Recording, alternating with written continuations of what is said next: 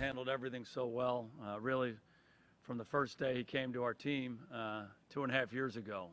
He's just a fantastic leader. He goes about it the right way. He's a tremendous example to everybody in the organization, coaches and players alike, as to how you want to do it. And that hasn't changed. He is as good a worker as we have on our team. And he always has great energy, great juice, handles success and adversity equally well, and just keeps going. And again, to have a guy like that in a leadership role, guiding everybody and setting the pace, it's really good for our team. I think those guys have done a good job. You know, they played ball for us in the past. You know, Jordan played a lot of snaps last year as a rookie. I think he benefited from that experience. You love his competitive spirit, his fight, his instinct. All that stuff is really, really good. He's a very good athlete.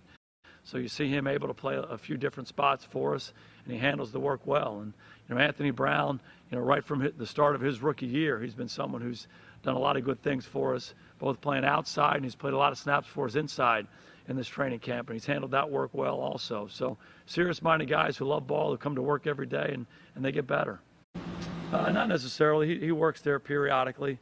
But, you know, we don't want to start going down that road too much. But he's a really smart football player, and he handles it, and we try to give him some chances, you know, whether it's in quarterback center exchange type periods or sneak him in at the end of a team period. But he'll continue to play right guard for us. Yeah, we just want to be deliberate. And again, he needs to get locked in on today. He's handled the work well up to this point. He'll have a good spirited full practice today.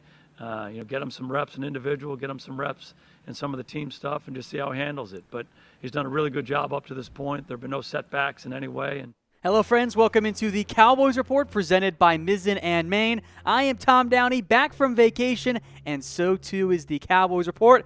We'll start things off with some injury updates on your Dallas Cowboys. Marcus Martin, as I'm sure many of you guys have heard, well, he's done for the year. A torn ligament in his big toe. He was competing for a roster spot on the interior of the offensive line as a center / a guard. And now leads the Cowboys a bit thinner than I would like, and I'm sure many of you would like, on the interior. So Martin done for the year. Leaves Joe Looney and some guys we haven't heard that much about competing for other roles there alongside Chaz Green. So that's Marcus Martin. Next up on our injury report, we've got Travis Frederick, and this was the one that kind of freaked me out. I'm sure freaked many of you out yesterday. Went to have tests done on his shoulder on Wednesday. The good news is they've come back, and they're nothing serious. He just will continue to deal with those shoulder stingers that he's had. The Cowboys will play it cautious with Travis Frederick. They're going to limit his reps. They are not going to risk injuring him, further injuring that shoulder.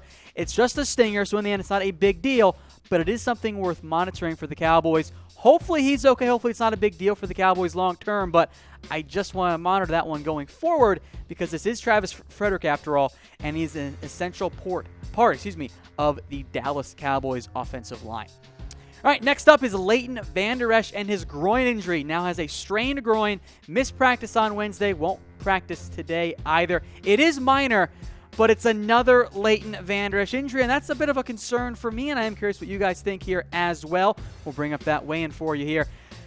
Because Vander Esch has dealt with injuries for a good portion of this offseason and this preseason. And he missed a lot of minicamp and OTAs. Now he's missing part of training camp. Now, they're all minor. They're not like season-ending injuries. But if he keeps dealing with the nagging ones, that's going to impact how often and how early he can contribute to this Cowboys team. So let me know if you are worried about LV's injuries, because as of right now, I am. Folks, today's clothing is provided by Mizzen and Main. They are the most comfortable dress shirts you will ever find. And if you want one of your own, head to comfortable.af today. Awesome shirts here, made in America as well, providing me with my clothing for today's show. All right, next up on the injury report, Tavon Austin has a tight hamstring. Cowboys played it safe with Austin during Wednesday's practice. They're banking on him being a key playmaker, so they're not going to risk rushing him back and getting him hurt even further. They'll play it safe. You might not see Tavon in week 2 of the NFL preseason against the Bengals this week. Next up, Noah Brown continues to battle a hamstring issue. It's an injury that has cost him much of training camp, and that's a big red flag for Brown because he's fighting for a roster spot, and if you're on the verge of not making the roster, not being able to play is not going to help you at all. So the injury is hurting that. It's allowed guys like Lenoir to thrive. As a result, Noah Brown in a bit of a rough spot here with that hamstring injury. Hopefully, he can come back soon. The receivers, well, they continue to battle injuries overall. Deontay Thompson has Achilles tightness. I doubt we see him week 2 of the preseason. It's cost him a good portion of camp as well. He wasn't guaranteed a roster spot, is still not. But with Noah Brown banged up too, with Cedric Wilson out for the year, I think you'll see Thompson make the roster, and especially if he's able to beat out Lance Lenoir, who's looked very good, who we'll talk more about later on in today's show. Next up, Cole Beasley has a groin injury. He will not play against the Cincinnati Bengals in week 2 of the preseason later this weekend. The Cowboys are not going to rush Cole back to action. There's no reason to do so. It is a minor injury, and yes, it's not ideal, but the worst thing that the Cowboys could do is rush Cole back when he already has the chemistry with Dak Prescott, have him get hurt, and be even thinner overall at wide receiver.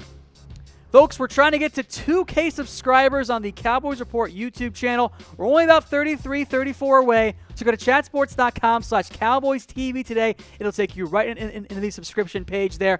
All of our great Cowboys coverage, all in one spot for you. That's chatsports.com/CowboysTV. All right, next up, Jeff Heath has an ankle sprain. Now, he went through pre-practice walkthroughs yesterday, but the Cowboys will be cautious. I doubt we see Jeff Heath Saturday against the Bengals. That does mean more time, by the way, for one Kayvon Frazier. But my big concern overall here with the Heath injury is the Cowboys don't have the safety depth to survive with Jeff Heath getting hurt. They don't have the bodies overall. That's a big red flag for me. And overall, it's a big reason why I want the Cowboys to add another safety. And I'm curious what you guys think as well. Do the Cowboys need to add one? Give me a 1 for a yes and a 2 for a no. I think the Cowboys need a fourth body. Doesn't have to be Earl Thomas, but I like it to be somebody out there, because if Heath goes down, or Woods, Frazier, whomever, you've got 2 guys and a bunch of either undrafted free agents or guys that were minimum free agency signings like Marquise Huff. It's not great depth overall. All right, folks, I'm Tom Downey. You can follow me on Twitter at WhatGoingDowney if you want more Cowboys coverage, and tweet me any questions you guys have. We'll take you now to the latest Cowboys rumors, and quite a few good ones to get into today here for the Dallas Cowboys. We'll start off if Randy Gregory will be a starter this year. I'm only going to give this one just the 2 stars for right now, and there's some truth to it, but also not a complete amount of truth there as well. So 2 stars, and this one for Gregory comes to us from 24/7 Sports.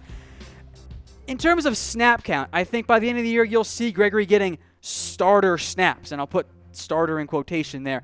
So because Gregory brings you so much in the passing game, you kind of want him on the field on third downs, right? And that makes a ton of sense. He'll play a lot of right defensive end on third downs. Maybe you'll see Tyrone Crawford kick on the inside to DT as well.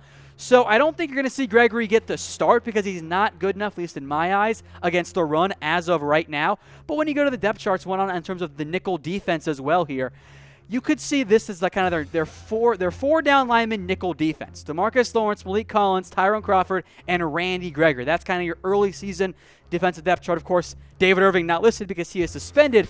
But in terms of pass rush ability, that's a really good combo. And as for those of you who want Crawford there, well, there you go. Now you'll play some DT on passing downs, even though I think he'll remain at defensive end on first and second downs, where he does provide some good run defense.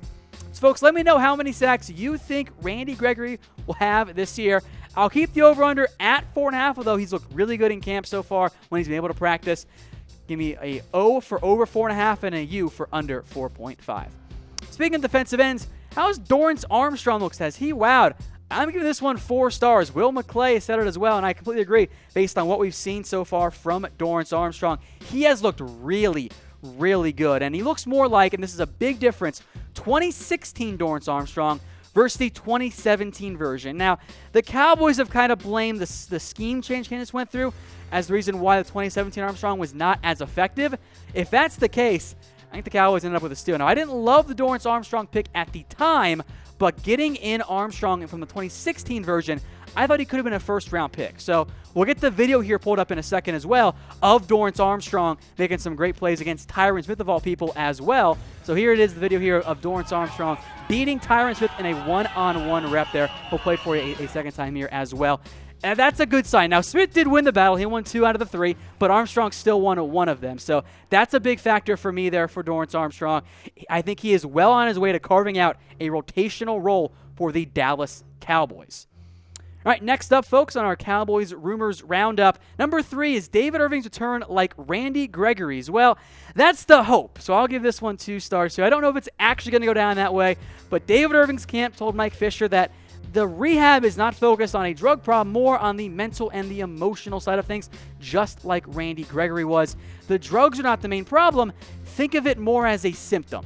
All right, David Irving has a tough time adjusting to things, and we've seen it. He's had a very rough offseason overall, and I don't really blame him for that at all because he's gone through a suspension, he's gone through a custody battle, a false domestic violence accusation. He's been through a lot, so it's understandable that he can struggle with that at times, and that's the focal point of the rehab here, to get his mind right that allows him to not turn to drugs or alcohol. So that's the hope there with David Irving. It's still tough for me to trust him long term. I think the likely outcome here is that the Cowboys say bye-bye to Irving after this year, but we did just see Randy Gregory come back when, frankly, I did not think he was going to. So hopefully that is the case there for Irving, and it ends up being a very similar story to one Randy Gregory. All right, next up, could the Cowboys trade for Teddy Bridgewater? I don't like this one at all. We're going to give it fake news. Fanside suggested it as an idea. It makes one iota of sense if Dak Prescott gets hurt. That's the only way it makes any sense, because the Cowboys are not going to trade a relatively premium draft pick. It's probably going to be at least a 4th, if not higher, for a backup quarterback. I'm not the world's biggest Cooper Rush guy, but if you're telling me if I can take Cooper Rush for the minimum salary or get Teddy Bridgewater in for a 4th-round pick, I'll just roll with Rush and then figure out if Dak goes down. I don't think it makes sense for the Cowboys to trade for Bridgewater. It would not make sense if Prescott is healthy, and as of right now, that's where we're at. Doesn't make sense to go trade for a backup quarterback right now. Speaking of trades, how about a Khalil Mack one? And I'm also going to go ahead and give this one the fake news. Now, the Vegas odds have the Cowboys tied for 5th, plus 1,100 in the odds to land Khalil Mack. And I don't think it actually makes that much sense. It would be great. Don't get me wrong. Aaron Donald, Khalil Mack, I'll take either of them. But the Cowboys can't pay both Khalil Mack and DeMarcus Lawrence. So if you're going to trade for him, I got 2 options that kind of make sense, but I think the Raiders keep Mack anyway. First up, Taco Charlton, a 1st and a 2nd. I think you guys would like that one more than the next one coming up because you get DeMarcus Lawrence and Khalil Mack. Oh my God. The issue is, long term, you can't pay Tank, let's just say 18, 19 million, and Khalil Mack, let's say 22, 23, 24 million. You can't invest $40 million a year in 2 defensive ends. It's just not enough money. So the more likely trade is you ship off Lawrence and you send a 2nd-round pick. Of course, the Cowboys prefer to keep that 2nd for maybe an Earl Thomas.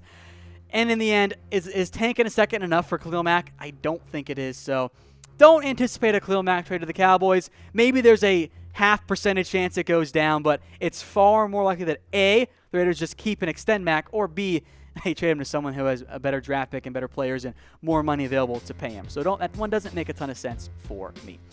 All right, next up, will this be a breakout year for Jaylon Smith? Well, I certainly hope so here. 3 stars on this one, and Will McClay seems to be of the same mindset. He offered a lot of praise for the way that Jaylon Smith has played and his health, most importantly. Smith looks faster and quicker than he did last year, as I've said before. And he might be Notre Dame Jaylon Smith again. And frankly, maybe if he might be a little bit better, because Jaylon Smith right now, folks, looks really good. He'll be a starter for the Cowboys at linebacker. I'm very excited to see how he fares this year. I love what Jaylon Smith brings to the roster. If he can be Notre Dame Jaylon Smith, look out. This Cowboys team is in absolutely fantastic shape. So 3 stars there on that one, folks. We'll come back with more rumors, but first, a quick word from Mizzen and Main.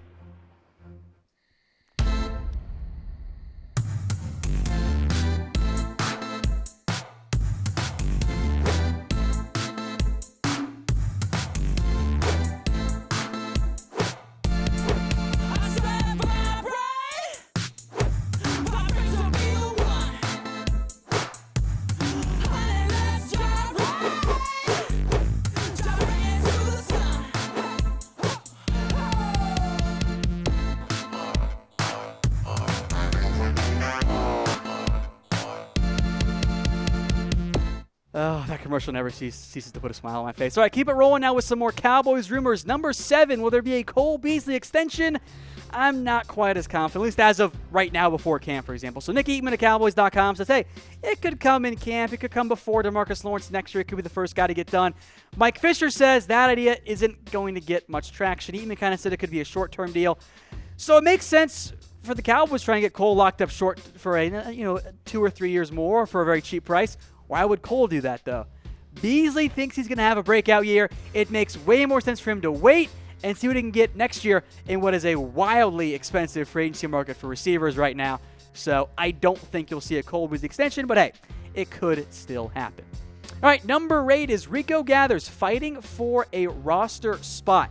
This one's 4 stars. Now, it's a notable thing because, yes, Rico is able to make some great plays. He's showing the flashes in camp that you love, but he also takes more than just the flashes of great plays. We'll show you one of those flashes. I'm sure you guys have seen it. A great one-handed grab by Rico Gathers, and it's great to see Rico do this. A beautiful catch, tough to make for any tight end, better than I think any tight end on the Cowboys roster can make right now. So I like to see that a lot overall for the Cowboys, Rico Gathers. But Rico also understands that this is more than just being able to make flashes there. So we'll bring up some of his quotes, and if you don't believe me that Rico is still fighting for a roster spot, maybe you can believe Rico himself and ask about, hey, are the catches enough to get you on this roster? Rico says no. There's more to this than a game that can play like that. There's the everyday aspect, the blocking, the consistency.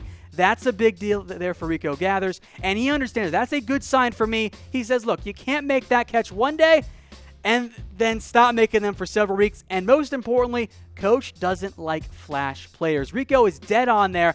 I'm glad to see he gets that and understands it, because that is what he has to be better at in order to actually make this Cowboys roster. Let me know if you guys think he'll make it. As of right now, I think the Cowboys only keep 3 tight ends, and if that's the case, Rico ends up being the odd man out for the Cowboys. Let me know if you think he does do it, because unfortunately I don't think the Cowboys are in great shape overall. Anyway, we'll take it now. There it is. Type A for yes, B for no if you think Rico will make the Cowboys roster. Unfortunately, folks, I think it's going to be a B for a no. All right, one final rumor is the chemistry growing for the passing game. I'll give this one 3 stars, and it's only 3 because it's not there yet, but it is getting there for the Cowboys and the receivers. Remember, they took that little trip to Florida. I think that helped them out quite a bit as well. Prescott said he feels the chemistry is starting to show. It's getting better. The TD pass to Michael Gallup looked pretty good chemistry-wise there as well, but there is plenty of room to grow for this Cowboys receiving core. The passing attack struggled badly early in camp. The deep ball was a disaster. Looked better in week 1 of the preseason. Hoping that continues to grow, but the Cowboys still need more time, and it might not be done by the time we actually get to the regular season, at least early enough in week 1 and 2. All right, folks, I'm Tom Downey. Follow me on Twitter at WhatGoingDowney for more Cowboys coverage. With week 2 of the preseason nearly here, we'll take you now to the Cowboys depth chart. We'll start things off, of course, with the quarterback spot. No-brainer, it's Dak Prescott. He is the clear-cut starter. Cooper Rush versus Mike White is your backup battle. As of right now, Cooper Rush is the clear-cut favorite. One more good game in week 2, and he'll pretty much lock that job up. In the end, I think the Cowboys do take 3 quarterbacks, though Dalton Stern is the definition of a camp arm. He's not getting any work in the preseason, or at least not right now. On to the halfback depth chart. Ezekiel Elliott, well, duh, he's your starter. Jameis Olawale, he is your fullback. Rod Smith is your number 2. And Bo Scarborough looked pretty good, at least at portions in week 1 of the preseason. He's your number 3 right now. That leaves Darius Jackson, Jordan Shun, Trey Williams, all trying to catch up to Bo. I don't know if they actually will, and in the end, I think the Cowboys take 3 halfbacks plus Olawale as your fullback. As for Zeke, do you think he'll reach 2,000 total yards? Give me a Y for yes, N for no. I think he will. Maybe it's 1,600 and 400 on the ground and air respectively, but I think you'll see Zeke get that 2,000 total yard mark, and if so, that is a good sign for the Cowboys' offensive attack. On to receivers now, and as of right now, Terrence Williams is ahead of Michael Gallup. He started in the preseason. I think by the time they get to, week 8, week 9, whatever, Gallup is your starting receiver over Terrence Williams. Hearns is your number 1 in quotes there, because it's really not really a true number 1 guy. Beasley is your slot guy. Then it's Thompson and Austin are going to play key roles if healthy. And Lance Lenoir right now, I think, is ahead of Noah Brown and Katie Cannon and Mikael McKay, who might actually be ahead of Cannon right now in terms of the depth chart at wide receiver. Lenoir, Brown, those guys are playing well. Or at least Lenoir, as Brown continues to be hurt and banged up. So, folks, let me know who you think will lead the Cowboys in receiving yards this year. Is it Hearns, Gallup? Is it Zeke? Is it a Beasley? Let me know in the comments section. As of right now, I'll lean towards Allen Hurns if he can play all 16 games. On to the tight ends now. Jeff Swain, Blake Jarwin. We'll put Rico at number 3. He's listed at number 3 on the Cowboys' official depth chart, but it's really Dalton Schultz right now. So it's Swain and Jarwin. Schultz will surpass Gathers very, very soon in terms of the actual listed depth chart. But remember, depth charts aren't always everything, and they're written in sand, more or less. So don't overreact to Rico being the number 3 guy right there. That's where he sits on the official depth chart, but Schultz, I think, will be ahead of him, if not by the end of week 2, by the end of week 3 for sure. All right, folks, on to the offensive line now, and I love the starting group. Cam Fleming is a great number 6 guy as a swing tackle. Joe Looney is your swing interior lineman. But after that, it's a bit of a question mark. Damian Mama, Kadeem Edwards, Dustin Stanton, guys I can't pronounce their last names, and then Chaz Green also on there. The Cowboys are giving him a shot, but he didn't look very good in week 1 of the preseason. If he can't get it going, despite his positional value of being able to play guard and tackle, he might end up getting cut. All right, folks, today's show was brought to you by Mizzen and Main, the most comfortable dress shirt you will ever own. Go to comfortable.af today to get yours today. They are super comfortable. Sweat-wicking technology helps keeps you cool in the hot Dallas summer. That's comfortable.af for the most comfortable dress shirt in existence. All right, on to defense now, and a bit of a change here. Antoine Woods, I will now list as the starting one technique for the Cowboys, surpassing Jihad Ward and Brian Price as well, with Ward able to play some behind Malik Collins. Collins, by the way, now off the PUP list. He won't play in week 1 of the preseason, or week 2 of the preseason, but he's going to be your starter for week 1 of the regular season. Then it's DeMarcus Lawrence, Randy Gregory, Dorance Armstrong, Tyrone Crawford, Taco Charlton, Charles Tapper, and I'll list Ely at DT, even though he's probably more of a defensive end, but I would rather have Coney Ely listed on there at DT than Richard Ashe or Lewis Neal. But overall, if Antoine Woods can keep it up, I feel a lot better about this DT group than I did before that. I'd still like a more productive and talented nose guard, but you can get by with Antoine Woods if he's as good as he's looked so far in camp, actually giving Travis Frederick issues this preseason.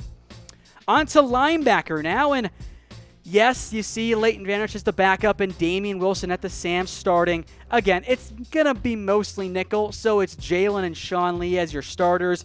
Damian Wilson will be mostly there on rundowns, and you will see, I think at times, especially later in the year, LVE, Jaylon Smith, and Sean Lee all playing together. But the depth overall has looked pretty darn good as well. You've seen some good plays from Justin March Lillard. Joe Thomas had a very good week 1 preseason game. And there's Chris Covington also competing for a role. So overall, I'm actually pretty happy with this Cowboys linebacker depth chart. Maybe it's not the ideal situation in terms of total talent, but they're in good shape here for the depth, even if Sean Lee does go down based on how good Joe Thomas has looked, plus Wilson and LVE. So folks, let me know who will lead the Cowboys in tackles. It's a pretty safe bet to pick Sean Lee, but maybe you think he gets hurt and or Jaylon Smith has his true breakout season. All right, folks, on to the defensive back depth chart. You can flip around quarterback 1, quarterback 2 if you want. Doesn't really matter. I'm kind of going more left-right here. Cheeto is your number 1/number 2. Byron Jones is your number 1/2. Those are going to be your starters on the outside. That's what matters there. Jordan Lewis right there is your nickel guy. I'm going to continue to try and make that a thing because I wasn't pleased by how well Anthony Brown played. But based on the current depth chart, Anthony Brown is ahead of Lewis, but I'm still going to project a little bit here. I think at some point, you'll see the Cowboys secondary staff and defensive staff figure out, hey, maybe we should make Jordan Lewis into our nickel guy over Anthony Brown. But you can put Brown at nickel, Lewis as the backup. Either way, I think it's going to be accurate. All 4 of those guys are going to play. So who do you think should be the Cowboys nickel? Do you agree with me? And it should be Jordan Lewis? Or do you think it should be Anthony Brown, type B for Brown, and an L for Jordan Lewis? One last one here, special teams depth chart. Now, you can go look at the Cowboys official one online, and you're going to see a very different listing for kick returner and punt returner. But A, didn't have Austin or Cole, which is silly, especially for not having Tavon on there.